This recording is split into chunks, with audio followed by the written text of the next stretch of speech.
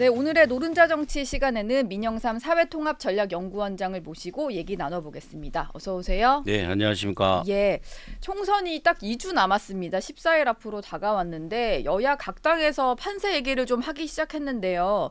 국민의힘은 좀 많이 낮춰 잡아서 80석 플러스 알파 얘기를 하고 실제로 좀 물어봐도 90석 정도까지 얘기를 해요. 네. 그러니까 민주당은 뭐 110석 전후 얘기를 하고 있는데 이걸로만 보면은 국민의힘이 약간은 좀 밀리고 있다라는 분위기 같은데 어떻습니까? 그런 상황이라고 앵커께서 말씀하신 대로 약간 이제 여당이 밀리고 있다. 근데 예.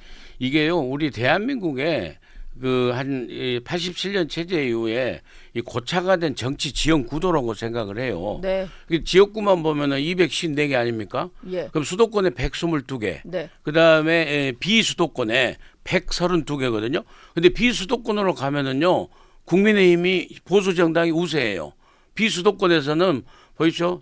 대구, 경북, 부산, 울산, 경남에서 55석이거든요. 예.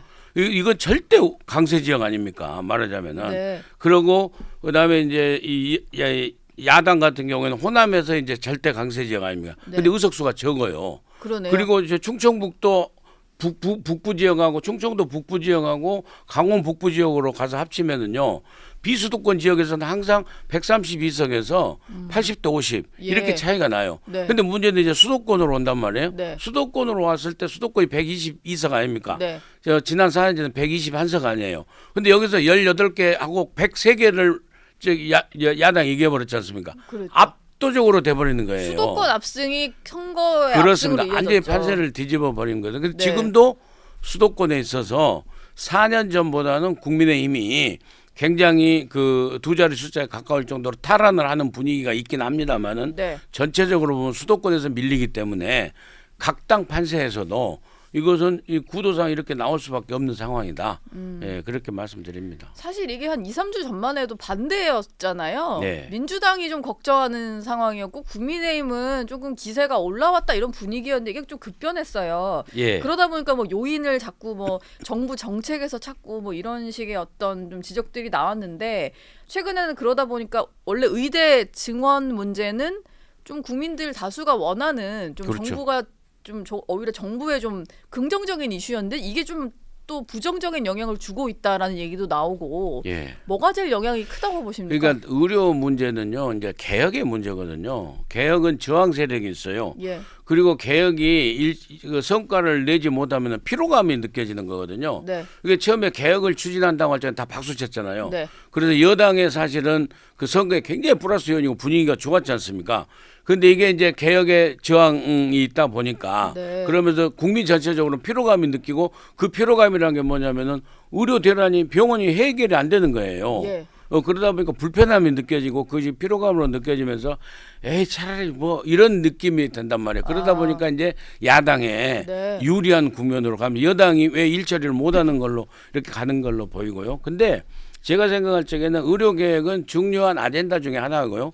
기본적으로 보면은 선거에 이제 우리가 흔히 말하는 3대 요소로 구도, 인물, 그다음에 캠페인, 정책 캠페인을 얘기하잖아요. 예. 구도에 있어서 처음에는 이제 그 숙명적으로 안고 있는 정권 심판론을 한동훈 체제가 뜨면서 그것을 한동훈 대 이재명으로 바꾸면서 이재명 야당의 잘못된 점을 부각시키고 야당이 또 공천 파동을 겪으면서 굉장히 유리했었단 말이에요. 예. 근데 이게 조국 당이 뜨면서 정권 심판론이 이제 확산되기 시작한 거예요.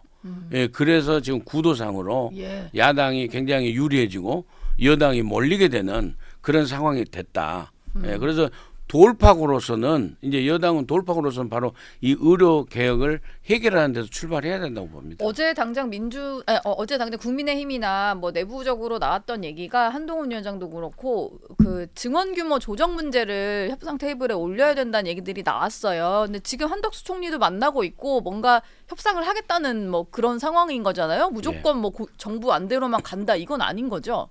그렇습니다. 그러니까 정부에서 일단 이제 그 유연한 태도를 보였지 않습니까? 예. 그게 26일 날 전공의들에 대한 행정 조치예요. 면허 정지 아닙니까? 예. 그걸 유보시켰지 않습니까? 그게 이미. 어제였는데 예, 안 어제였는데 했으니까요. 유보시켰지 않습니까? 네. 그래서 아주 강대 강해 대치 국면은 이제 풀리고 이제 의료진 그쪽 진영에서도 그 대화에 나와야 된다.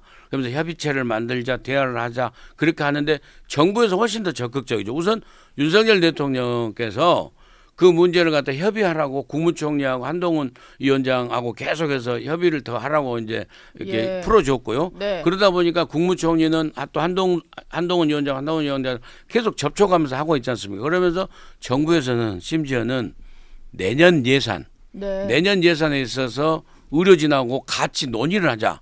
그럼 예산을 논의한다는 건요. 당연히 필수 의료 인력이다. 그 의료계에서 가장 요구하는 필수 의료 인력에 대한 지원 문제, 수가 문제하고 그다음에 인원 수까지 당연히 포함되는 거죠. 그 정도로 지금 정부가 양보를 했기 때문에 네. 의료계 쪽에서도 당연히 나와야 된다. 그리고 나올 수밖에 없다. 저는 그렇게 예. 봅니다. 정부가 일단 협상 테이블을 열고 예. 뭔가 협상을 할 수 있다라고 하니까 이제 의료계가 좀 답을 해야 되지 않을까라는 생각이 들고요. 그렇습니다. 이게 포인트가 내년 예산까지도 같이 논의를 하자 네. 하는 거죠. 정부가 사실상 다 양보한 거예요. 그러네요. 예산까지 뭐 같이 짜자고 하는 거면 뭐. 예, 그렇습니다. 네. 그러면 필수 인력 의료 수가 문제하면 의사 수 문제 이런 거 당연히 논의될 수밖에 없는 거죠. 예. 예. 아까 얘기를 하다가 뭐 민주당과 조국혁신당 얘기를 잠깐 했는데 이재명 대표가 요즘에 전국 지원 유세를 다니고 있습니다. 그러면서 틈틈이 재판 잘 안 가다가 어제는 나가기도 했고요. 그런데 정권을 비판하는 발언을 하는데 발언 수위가 너무 세다 보니까 이게 뭐 일일 일설하다라고 할 정도로 말이 조금 논란의 발언들이 있어요. 어제 같은 경우에는 이제 정부를 비판하면서 의붓아버지의 비유를 해서 뭐 매만 때리는 사랑은 없는 계모 같다 뭐 이런 얘기도 했거든요.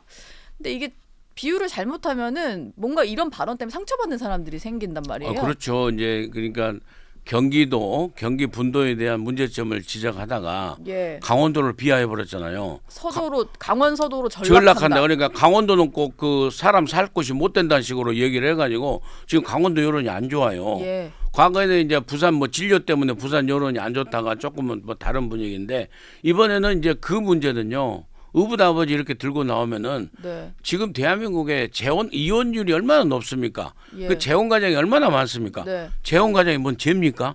이렇게 되는 거예요. 잘못된 그래서 인식을 심어주는 것 같은데. 그렇습니다. 그래서 이재명 대표가 제가 보기에는 두 가지 측면에서 다 잘못하고 있어요. 예. 그러니까 내용에 있어서 상당히 이렇게 신중하지 못한 너무나 경박한 처사, 그다음에 너무 저급한 인식 구조 네. 이런 것을 곳곳에서 드러내고 있고요. 또 하나는 이제 이 강도의 문제예요. 너무 세요. 발언이. 예, 선거 심한가요? 캠페인 치고는 네. 이게 정부 여당을 공격하더라도 어느 정도껏 해야지 나를 넘는 수준으로 간다. 그래서 그것이 내용하고 이 강도하고 결부돼 가지고 네. 국민의 반감을 사는 것이 지금 대통령 탄핵 내쫓는다. 그럼 심지어는 대통령이 차라리 없는 게 낫다라고 얘기했지 않습니까? 예. 이건 거의 폐륜적 발언이라고 저는 생각을 하거든요. 네. 그런 측면에서 이재명 대표가 이런 의붓아버지 발언이라든지 이런 부분에 있어서 내용상으로도 좀 신중하고 품격 있게 네. 이렇게 가야 된다. 모든 세상 만사가요 과유불급이에요. 네. 넘치면은 부족하면 못해요. 반드시 역풍이 오게 돼 있습니다. 예. 예. 지금 그 전까지는 말을 많이 안 했던 편인데 선거 유세에 들어가니까 중간중간 본인이 뭐 라이브 방송까지 하면서 말을 너무 많이 하고 있거든요. 그러다 보니까 여러 가지 설화가 쌓이는 것 같은데 특히 윤석열 대통령에 대해서도 특검을 해야 된다거나 뭐 최상병 사건의 어떤 윗선에서 뭐 윤 대통령까지 등장할 수 있다 뭐 이런 거론까지 하면서 네. 뭐 특검 탄핵 이런 거에 좀 힘을 싣는 모습이거든요. 야권은. 네. 근데 선거 캠페인이 대통령 탄핵이 등장하는 건 저도 좀 이례적인데 이런 식의 선거 캠페인이 좀 옳은 방향일까요? 그러니까 그건 심리적으로 예. 일종의 이제 이게 보복 캠페인이에요. 그래서 굉장히 역풍이 불 거고 네. 그다음에 이제 본인에 대한 정치 보복을 부각시키려다가 보니까 그게 분노가 일어가지고 이재명 대표도 그렇고 조국 대표도 그렇고 지금에서 무슨 특검으로 가면서 특검에서 이제 또 탄핵으로 가고 막 지금 이러지 않습니까? 예. 그래서 그런 부분에 있어서 국민적 공감대를 형성하기보다는 오히려 역풍 분위기로 가는데 이재명 대표가 왜 저럴까 생각하면 저는 양면이 있다고 봐요. 하나는 이제는 우리가 단독 가반도 되고 네. 170석 넘는다는 이런 여유에서 예. 일종의 이제 오만불순한 것이 부지불식간에 표출되는 측면이 하나 있고요. 네. 또 다른 측면은 총선 이후를 생각해 보면 어찌됐건 이제 민주당은 아주 망하지는 않게 돼 있지 않습니까? 예. 생각보다 낮게 결과가 지금 예측이 되냐 기본 네. 이상은 하게 돼 있지 않습니까? 그러다 보니까 선거 이후를 생각하는 거예요. 야, 이 선거 끝나면은 나는 어떻게 되지? 이 정치적 일정이 불투명해요. 네, 그러네요. 여기 재판 리스크 예. 있고 수사가 지금 진행되는 것도 있고 네. 그렇기 때문에 이제 선거가 끝나고 앞으로 2년 동안 선거 없거든요. 그러면은요 수사와 재판의 문제는 이 그 윤석열 정부 사법부 체제에서 김명수 사법부가 아니기 때문에 네. 기본 속도대로 갈 거예요. 그때 밀려오는 이재명 대표의 불안감 이게 굉장히 표출돼 가지고 막 던지는 게 아닌가 하는 생각이 듭니다. 불안함 때문에 발언 수위도 세이고 막 던지는 것 같다. 그런 측면도 있고요. 예. 네네. 그리고 이것도 있는 것 같은데 조국 대표가 등장을 하면서 민주당보다 오히려 좀 메시지가 더 세고 선명하다 보니까 이재명 대표도 여기에서 밀릴 수 없다 이런 생각을 하는 게 아닌가 싶은데요. 예, 그렇습니다. 그러니까 그 서로 선명성 경쟁이라고 일단 보여요. 네. 선명성 경쟁이라고 보이는데요. 이제 선거 의석수로 놓고 보면은 과거에 안철수의 돌풍이 불었을 때 안철수가 38석을 했지 않습니까? 예. 38석을 했는데 조국 대표는 이 지역구 의석수가 없어요. 그때 당시에 안철수는 이 호남에서 20몇 석하고 예. 지역 이게 비례대표는 13석 돌풍을 일으켰거든요. 네. 지금 조국도 마찬가지예요. 13석 그 내외 15석까지 갈 수 있는 건데 지역구가 한 석도 없기 때문에 이 안철수의 국민의당 같은 그런 돌풍은 못 일으켜요. 네. 그런데 선거 캠페인 과정에서 선명성으로 하면서 이재명 대표는 정권 심판론을 더 불붙이려고 네. 조국 대표하고 선명성 경쟁을 하는 거죠. 의석수에는 영향력이 없다고 알고 있는 거예요. 예. 네. 근데 어쨌든 비례의석을 잡아먹는 상황이기는 한데 뭐 딱히 선을 긋는 것 같진 않단 말이에요. 이재명 대표도 왜 우군이라는 표현을 써가면서 네. 조국 대표의 존재를 그냥 좀 두는 모습이거든요. 근데 이제 그건 예. 나중에 제가 이제 그 전망해서 보면은요. 조국 대표가 나름대로 10석 두 자리 숫자의 정당이 됐으면은 본인이 구속이 어떻게 되든지 안 되든지 간에 조국 대표는 민주당하고 합당할 필요가 없는 거죠. 예. 계속 자기 당을 갖고 가야 될 거 아닙니까? 네. 그 정말로 그 대법원에서 만약에 확정 판결이 되면 2년 뒤에 나와서 예. 다시 자기 당 하면 돼요. 이 4년 임기가 있기 때문에 네. 이를테면 그렇기 때문에 합당을 절대 안 할 거란 말이에요. 그런 측면에서 이재명 대표는 상당히 이제 압박을 가하는 거죠. 그러면서 우당이다 예. 하면서도 이제 아군은 아니라는 거죠. 그래서 우군? 우군. 우군이 이게 아군. 아군은 아니죠. 아군은 아니고 우군이라고 생각을 하는 거예요. 예. 그런 측면에서 서로 경쟁하면서도 같이 하려고 하는데 조국 대표가 훨씬 더 강경하죠. 자기가 할 길 가는 거예요. 그냥 그 처음에 생각해 보십시오. 조국 대표는 불안해가지고 네. 더불어 그 위성정당 거기다 우리도 끼워주라고 했잖아요. 예. 용해인 전당처럼 끼워주라고 했잖아요. 네. 근데 여기서 선거였고 민주당에서. 안 끼워줬잖아요. 네. 근데 나중에 바람이 불다 보니까 이제 같이 하자겠다가 나중에 자기 의석수를 잡아 이게 이렇게 뺏어갈 정도로 그렇게 되다 보니까 이제 막 견제하는 거죠. 예. 예. 그러다 보니까 조국혁신당이 파란불꽃 펀드라고 해서 이제 선거 자금을 좀 모금하는 펀드가 있는데 54분 만에 200억 원을 모금을 했다고 발표를 했거든요. 대단한 금액이에요. 그렇죠. 그 사실 조국 대표에게 왜 지지를 보내느냐라고 이해를 전혀 못 하시는 분들도 꽤 많지만 그래도 지지가 이 정도 나온단 말이에요. 그 네. 배경은 어디에 있다고 볼 수 있을까요? 정권 심판론이라고 저는 봅니다. 네. 예, 정권 심판론이라고 보는데 이제 조국 대표의 지지층을 뭐 여론조사에서 연령별로라든지 지역별로라든지 이렇게 해서 크로스스텝스를 해서 분석을 해보면은요, 네. 20대 30대층은 지지율이 낮아요. 예. 그래서 4050층이 굉장히 높아요. 네. 그 다음에 호남 지역에 상당히 또 높아요. 이 조국 비례당의 그 이 지지율 분석을 해보면은 예. 그건 결국에 윤석열 정부에 대한 그 반감, 심판론 이걸 조국 대표가 이재명 대표보다도 훨씬 더 기대치를 갖고 가기 때문에 네. 이런 배경으로 해서 폭발적으로 지금 이렇게 붐을 일으키고 있지 않느냐 이런 생각이 듭니다. 근데 이재명 대표와 조국 대표의 차이가 좀 궁금한데 사법 리스크가 있는 건 똑같단 말이에요. 네. 그리고 오히려 조국 대표 같은 경우는 2심에서도 실형을 선고받아서 대법원 선고가 나면 바로 구속이 되는 상황이라 네. 오히려 어떻게 보면 이재명 대표보다도 조금 더 빨리 어떤 그런 이제 구속 상태에 놓일 수 있는 상황인데 지지는 오히려 조국 대표가 받는 모습 이건 왜 그렇다고 봐야 될까요? 이렇게 정권 심판원에 대한 그 야권 예. 지금 특히 이제 4050에 대한 아주 적극적인 네. 지지 열기가 이제 모아지는 것 같고요. 예.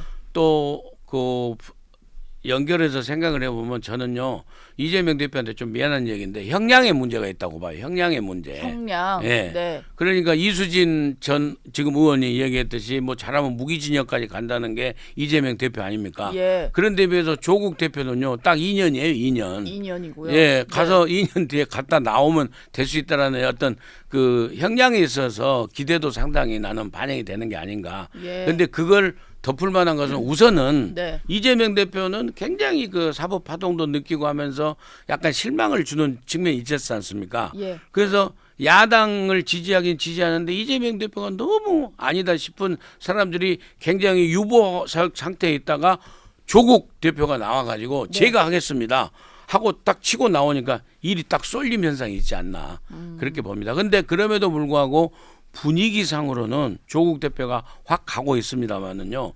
지역구 후보가 없기 때문에 네. 조국 대표도 한계가 있는 거예요. 예. 그러니까 일테면은 국민의당 안철수 때처럼 그렇게 되면 안철수는 38석 아닙니까? 예. 그때 당시에 122, 123, 38석이었어요. 그다음 정의당이 6석이었어요. 네. 완전히 캐스팅 보트를 갖고 있지 않습니까?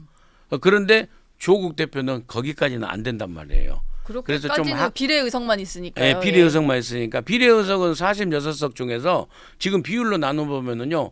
조국 대표는 아무리 많이 가져도 15석 이상을 못 넘게 돼 있어요. 왜냐? 예. 이 여당 국민의힘이 항상 30%대를 유지하고 있거든요. 예, 그렇죠. 그래서 46석을 퍼센트로 나누면은 조국 대표 같은 경우는 아무리 많아도 15석을 못 넘는 구조다. 네. 여야 민주당이 또 있기 때문에 예. 그래서 그 한계가 있다. 예, 그런 말씀 드립니다. 근데 지난 총선 때를 생각해 보면 열린민주당이라는 게 등장을 해서 그때 예. 뭐 최강욱, 김의겸 이런 분들이 이제 그 열린민주당 소속으로 국회에 입성을 했는데 그렇죠. 그때도 조국 수호를 외치면서 초반에 지지율이 한 2자릿대 수로 나왔던 걸로 저는 기억을 하거든요. 예. 근데 실제로 그 당이 의석수 얻은 건 3석이었단 최석이었죠. 말이에요. 예, 예. 지금 여론조사에 잡히는 이 돌풍이 표심으로도 이어질 건지가 저는 좀 궁금한데 예. 어떨까요? 비례대표로서는 상당히 저는 근접한다고 봐요. 그러니까 두 자리 숫자는 자신은 못하겠습니다. 제가 아무리 적어도 조국 대표는 7석에서 14석까지는 간다. 저는 그렇게 보거든요. 네. 예, 그렇기 때문에 그 4년 전에 열린민주당 3석보다는 덜하다. 왜냐하면 4년 전에는 이 민주당이요. 지역구하고 비례 합쳐서 163 그다음에 비례는 17석. 예. 그래서 자체가 180석이 됐었어요. 네. 예, 그 정도로 민주당이 많이 차지했었습니다. 지역구 의석수로. 근데 지금은 이제 그 민주당이 4년 전만큼은 못해요. 못하기 때문에 비례대표에 있어서는 상당히 조국한테 많이 뺏기지 않을까. 그래서 4년 전에 열린민주당 3석보다는 이번에 조국 대표의 당이 네. 좀 더 많은 의석수를 갖는다. 저는 그렇게 전망합니다. 그리고 이런 분석들도 좀 하던데 조국 혁신당이 뜨면서 원래 민주당 지지층들이 공천 파동에 너무 실망을 하고 이재명 사당화에 너무 질려가지고 투표를 안 하겠다 뭐 이런 의사도 있었는데 그렇죠. 조국 혁신당이 등장하니까 뭔가 그렇죠. 대안 세력이 등장한 거 아니에요. 네. 근데 이런 분들이 투표장에 갔을 때 비례대표만 찍고 나올 것도 아니고 지역구 그러면 누구 찍냐 했을 때 민주당 표로 갈 수 있는 거잖아요. 그렇죠. 그러니까 이게 이제 그래서 꼬리가 몸통을 흔든다 뭐 이런 그렇죠. 얘기 하더라고요. 그렇습니다. 꼬리가 몸통을 흔들고 마차가 말을 끌어버리는 거죠. 예. 그래서 조국 대표의 열풍이 불다 보니까 저도 이렇게까지는 될 줄 모르고 조국 대표는 가서 지역구 후보가 없기 때문에 민주당한테 크게 도움이 안 될 거다 네. 생각했는데 조국 대표의 비례대표 정당이 붐을 일으키면서 정권 심판론에 불이 붙어버린 거예요. 예. 그렇기 때문에 정권 심판론에 불이 붙으면서 투표장에 많이 나오게 된다. 많이 나오게 되면은 이제 민주당을 그래서 오히려 사실은요. 네. 이재명 민주당은요. 조국 당에 덕을 보고 있는 겁니다. 예. 그렇기 때문에 너무 견제할 필요는 없는데 이재명 대표 본인의 정치 행로를 생각해서 향후를 봤을 때 견제하는 게 아닌가. 뭐 대권 구도를 봤을 때도 당연하죠. 이게 뭔가 다른 세력이 살아서 이제 움직이는 것은 이재명 대표에게 위협이 될 수 있으니까. 그렇습니다. 그래서 이재명 예. 대표는 본인이 이 민주당에다가 조국의 결과가 끝나고 조국 당을 다 합당시켜 버리고 싶겠죠. 예. 그래서 자기 희하에 네. 지휘 체제에 포함시키고 싶겠습니다만은 조국이 그렇게 안 갈 것 같으니까 이제 견제도 하는 거죠. 예. 예, 예. 그러면 이렇게 범야권은 모여가지고 뭐 박지원 전 국정원장 이런 분들은 200석 얘기까지 하고 200석이면 사실 대통령 거부권 행사도 못하는 의석이잖아요. 그렇죠. 뭐 이런 얘기까지 하는데 그럼 국민의힘에서는 어떤 전략으로 좀 남은 선거를 치러야 되는 걸까요? 이제 제일 중요한 건요. 이 제가 보기에는 앞으로 남은 이제 선거는 시작인데 예. 이제 구도를 야권에서는 구도를 유지하고 싶겠죠. 네. 이 심판론의 구도를.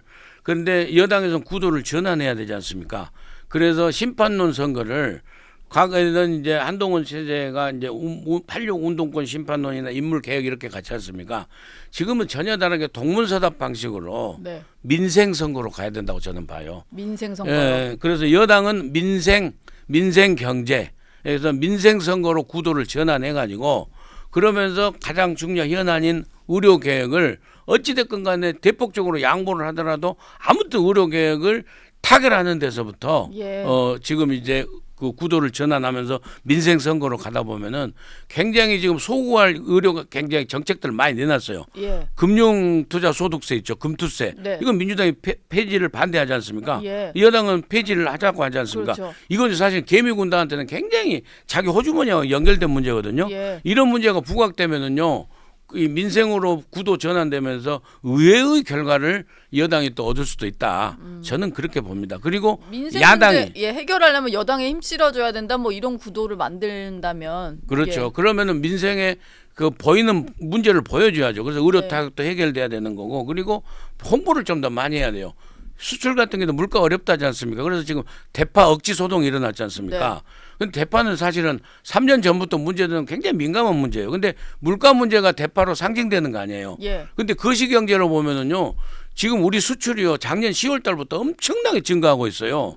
우리가 수출로 먹고 사는 나라인데 예. 수출이 잘 되면은요. 그 낙수 효과로 내수가 막 돌아가는 거예요. 네. 그러면 당연히 물가는 안정되고 가게 돼 있거든요. 이런 부분에 있어서 여당이 캠페인도 좀 놓치고 있다. 네. 저는 그렇게 봅니다. 잘하는 건 좀 잘한다고 하고 못하는 건 좀 그렇죠. 고치겠다 하고 이래야 되는데 너무 이제 운동권 청산 얘기를 좀 오래 한 감이 있어요. 예, 그래서 한동훈 위원장이 처음에 나와서 옛날 네. 박근혜 대통령처럼 선거의 신데렐라 해서 한동훈의 한데렐라가 되려다가 네. 지금 그게 너무 캠페인이 혼자 하다 보니까 피로감도 느끼고 이제 안 되면서 이 야권의 심판론에 이제 말려들었다. 그런데 저는 야권한테도 이번에 좀 이렇게 그 조심스러워야 될 부분을 지적하고 싶은 건요. 예. 과도하면 안 됩니다. 절대 과도하면 안 돼요. 그러니까 200석 구도하고 대통령 탄핵하겠다 하면은요. 밑에서는 그게 아니에요. 지금 의료 개혁 문제만 해도요. 예. 굉장히 저항이 있어서 해결이 안 되니까 필요한 것 같죠. 지방에 있는 분들은요. 엄청 좋아해요. 예. 지방의대 증원해가지고 네. 학부모들이 엄청 희망을 갖고 지금 좋아한다니까요. 그렇죠. 여당 잘한다고 하고 있어요. 예. 그런 부분이 타결만 되면 확 또 불이 붙거든요. 그렇기 때문에 지금 현재보다 너무 자만하지 말고 예. 오만불순하지 말고 야당으로서도 선거 캠페인에 좀 조심성 있게 가야 된다고 봐요. 지금 네. 뭐 하야 얘기까지 하고 있는데 3년은 너무 길다 뭐 이런 얘기하고 이런 건 근데 좀 오만한 거겠죠? 오만한 거죠. 그래서 예. 제가 뭐 야당한테 너무 당부할 필요는 예. 없다고 오늘 생각합니다. 당부를 많이 하셨는데 오히려 네. 계속 오만했으면 좋겠어요. 제 예, 개인적으로는. 예. 그렇지만은 객관적으로 정치 평론가로서 볼 적에는 네. 여든 야든 특히나 야당 같은 경우 지금 너무나 오만하고 하는 것은 지금 제가 보기에는 선을 넘었다고 봐요. 네. 근데 그런 건요 기저에 깔려 있다니까요. 예. 표출 안 하잖아요. 네. 그리고 지금 오만할 필요가 없어요. 제가 보기에는 투표율로 보면 또 달라요. 네. 과연 6070의 투표율이 확 높아버린다고 생각하면은요. 예. 지금 야당요 그 자신할 수 없습니다. 수도권에서 예를 들면은요 용인 수지병 있죠. 용인 병지역. 네. 병지역 같은 경우에는 지금 부승찬 후보가 갔잖아요. 예. 그런데 거기는 이제 고속 후보가 있거든요. 근데 부승찬 후보는 상당히 알려져 있잖아요. 나름대로. 성공 의혹 제기하셨던 그러니까 분. 알려져 있지 네. 않습니까? 그런데 고속 후보는 잘 모르지 않습니까? 예. 변호사고 정말 실력이 빵빵하거든요. 그런데도 지금 여론조사하면은 부승찬 후보가 약간 앞서요. 네. 그런 지역은 제가 보기에는 그 야당이 자신할 수 없는 이 여당이 충분히 엎을 수 있는 그런 지역이거든요. 예. 그런 지역이 수도권에 많아요 지금. 네. 그렇기 때문에 야당 너무 자만할 필요 없다. 그리고 여당 너무 기죽을 필요 없다. 예. 저는 그렇게 봅니다. 선거 2주 남았지만 이 정도 시간이면은 좀 많이 남았다. 예. 이렇게 말씀을 주셨습니다. 네, 오늘 민영삼 사회통합전략연구원장 말씀은 여기서 마무리하겠습니다. 고맙습니다.